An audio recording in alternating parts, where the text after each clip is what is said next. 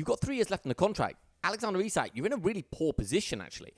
Why not wait until next summer? Why not have that season playing Champions League under the lights at St James's Park and have one more season at Newcastle? And then as soon as you get to that last 2 years of the contract, Ollie, that's when the power shifts, right? That's when suddenly the player becomes more powerful than the club, because clubs can't really let players go into the last 2 years, 18 months of their contract, because all of the power's with the player. So why not, if you're Isak, have one more season for Newcastle, score a shitload of goals, and then you've got your choice between Liverpool or Real Madrid or Barcelona or Arsenal. And also then, by the way, the price wouldn't be 150 million, because the minute you go into those last 2 years, suddenly it's kind of nudging. I think then you probably get Isak for 100 million next summer, maybe 95 if he waits, or 90 if he waits like to the last 18 months. So the timing of it's bad. I think he's been really poorly advised. I know footballers just don't care about legacy.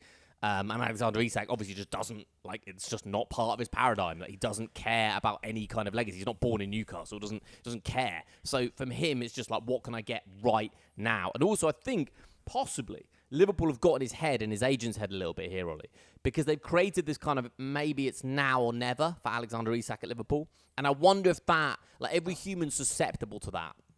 It's now or never. If you don't do the deal now, it's never going to happen. Ruben Amorim at Man United, right? That got into his head. If I don't move to Man United now, maybe I'm not going to get that contract ever again in the future. So it's now or never. It's obviously spooked him, and we find ourselves in the situation we are in. But I obviously think with a player as well, that now or never is even more important, because as a player, you have a finite time at the top of your game. And if you're feeling that you're playing the best football of your career at that point, you don't know what's going to happen. He could get crocked second week of the season and have to come back from a massive rehab, and suddenly he's very undesirable to a lot of big sides. He could drop off massively in terms of his form. As I say, Newcastle aren't exactly like a stable, consistent Champions League side, so they could bow out the Champions League really quickly. Difficult to do, I know, when you're a Premier League side, as we saw last year with the new format, but still could potentially happen. You're then not dropping into a Europa League or anything like that, so you're just out of continental football. You're probably not going to be challenging for a Premier League title either. And suddenly Alexander Isak is playing at a mid-level club once again, rather than at one of the big clubs in European football.